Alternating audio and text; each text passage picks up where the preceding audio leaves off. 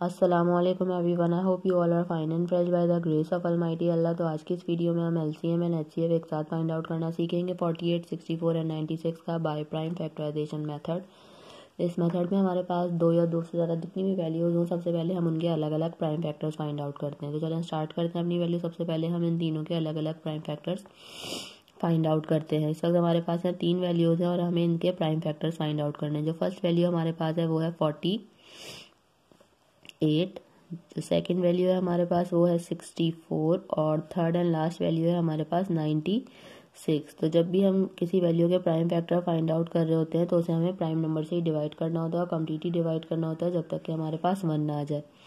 अब बात आती है कि प्राइम नंबर्स कौन से नंबर्स होते हैं। प्राइम नंबर्स वो नंबर्स होते हैं जो सिर्फ और सिर्फ दो ही टेबल्स में आते हैं, किसी तीसरे टेबल में नहीं आते।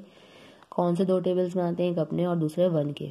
तो यहाँ मैं आपको कुछ प्राइम नंबर्स की एग्जांपल दे रही हूँ, जैसे कि 2, 3, 5, 7 और ये इसी तरह कंटिन्यू रहते हैं। इनमें से जो स्मॉलेस्ट प्राइम नंबर है उससे हमें स्टार्ट लेना होता है। सबसे स्मॉलेस्ट प्राइम नंबर 2 है और 2 का डिविजिबिलिटी रूल है कि अगर किसी वैल्यू के लास्ट में इवन नंबर या फिर 0 हो तो वैल्यू 2 से कम्प्लीटली डिवाइड हो सकती है।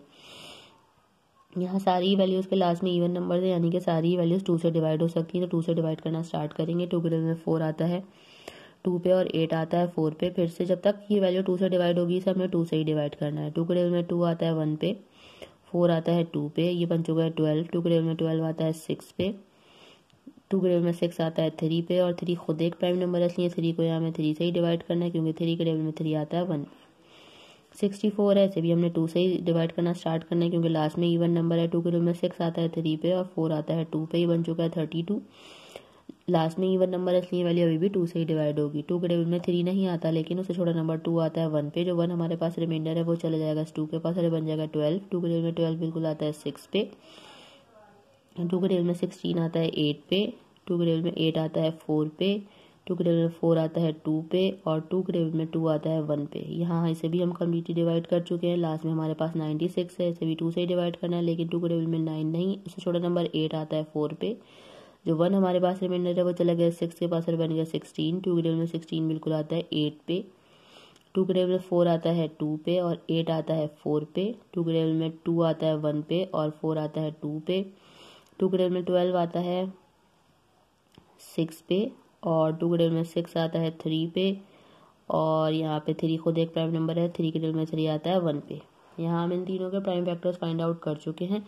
अब सबसे पहले हम क्या करेंगे, बारी बारी इनके जो है प्राइम फैक्टर्स को हम लिखेंगे। सबसे पहले हम 48 के प्राइम फैक्टर्स लिखेंगे जो कि ये आए हैं हमारे पास 2 multiply by 2 multiply by 2 multiply by 2 और लास्ट में हमारे पास एक 3। उसके बाद हम लिखेंगे 64 के प्राइम फैक्टर्स जो कि हमारे पास आए। काउंट कर लेते हैं कितने 2 से 1 2 3 4 5 6।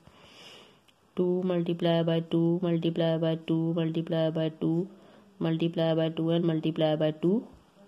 लास्ट में हमें लिखना है 96 के प्राइम फैक्टर्स। तो चलें वो भी लिख लेते हैं जो कि हमारे पास हैं 2 मल्टीप्लाई बाय 2 1 2 3 4 5 है हमारे पास यहाँ और लास्ट में हमारे पास एक 3 है।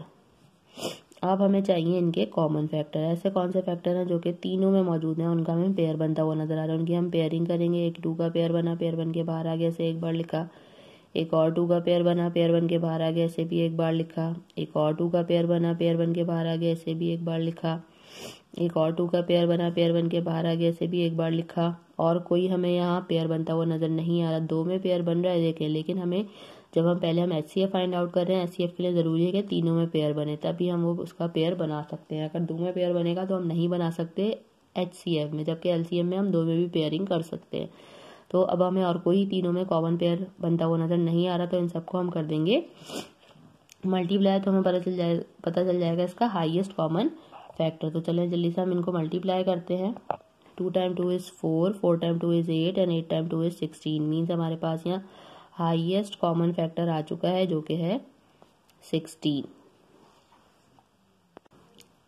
अब हमें फाइंड आउट करना है इसका LCM। LCM के लिए हम क्या करेंगे, सबसे पहले जो हमारे पास यहाँ आया है हाईएस्ट कॉमन फैक्टर उसे लिखेंगे और अब हम देखेंगे कि ऐसे कौन से फैक्टर हैं जिनका हमें 2 में भी पेयर बनता हुआ नजर आ रहा है। एक ही 2 का पेयर बना, पेयर बन के बाहर आ गया, इसे हमने एक बार लिख लिया। ए के यहाँ पे 3 का पेयर बना, पेयर बन के बाहर आ गया, इसे भी हमने यहाँ एक बार लिख लिया। ठीक है, उसके अलावा सिर्फ और सिर्फ यहाँ ये एक 2 रह गया है जिसका कोई पेयर नहीं बन रहा, ये हमारा रिमेनिंग फैक्टर है, इसे भी हमने यहाँ लिख लेना है। ठीक है, अब क्या करना है, हमें इन सबको कर देना है मल्टीप्लाई, तो हमें पता चल जाएगा इन तीनों वैल्यूज़ का लीस्ट कॉमन मल्टीपल यानी कि एलसीएम। तो जल्दी जल्दी से इनको हम मल्टीप्लाई करते हैं। 16 टाइम 2 इज़ 32, 32 को मल्टीप्लाई करना है 3 से, वो हम यहाँ रफ वर्क में कर लेते हैं। जब हम 32 को 3 से मल्टीप्लाई करेंगे तो हमारे पास आएगा 3 time 2 is 6 and 3 time 3 is 9, 96। 96 को मल्टीप्लाई करना है हमें एक बार 2 से, वो भी हम यहीं कंटिन्यू करते हैं। 2 टाइम 6 इज़ 12 का 2 1 carry, 2 time 9 is 18 plus 1 19। Means हमारे पास यहाँ लीस्ट कॉमन मल्टीपल भी आ चुका है जो कि है 192। देखा आपने कितनी जल्दी से बाय प्राइम फैक्टराइजेशन मेथड को फॉलो करते हुए हमने एचसीएफ और एलसीएम दोनों फाइंड आउट करना सीख लिया है। आई होप कि वीडियो आपको अच्छे से समझ आई है। अगर ये वीडियो आपको पसंद आई तो लाइक और शेयर जरूर करें और मेरे चैनल को भी सब्सक्राइब करें। इंशाल्लाह बहुत जल्द मिलती हूँ आपसे अपनी नेक्स्ट वीडियो में। अपना बहुत ख्याल रखिएगा। अल्लाह हाफिज़।